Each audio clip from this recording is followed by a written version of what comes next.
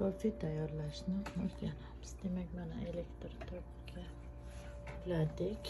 Bunday programma chiqdi. Endi buni ochamiz va ichiga tayyor joylashtirib yopib kutib turamiz. Mana bu yerda har xil 6 unsi, 8 unsi, 10 unsi. Men ko'pincha 6 unsidan foydalanaman va uni bosib bittan bitta chashkamizni olib o'rnatamiz va mana bu keyini bosganimizda o'rtasida suvni qizitib bizga choy yoki kofe tayyorlab beradi.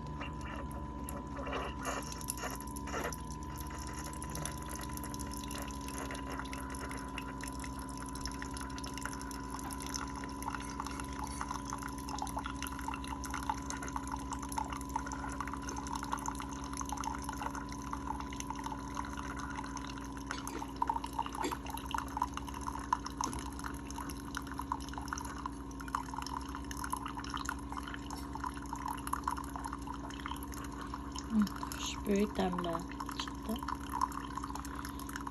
Hozir demak bitta damladan 6 unsimizda mana yarim chashkada choy tayyor bo'ladi. Choyni shunday ichsa ham bo'ladi yoki mana bu yerga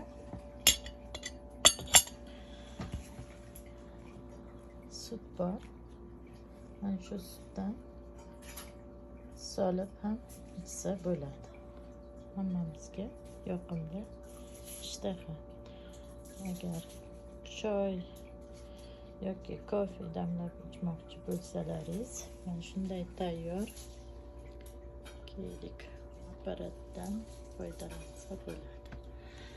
Endi choylarni, kofelarni damlab olgandan keyin demak avval elektr tokini o'chiramiz. Keyin ichini tozalab qo'yamiz. Tashlab yopib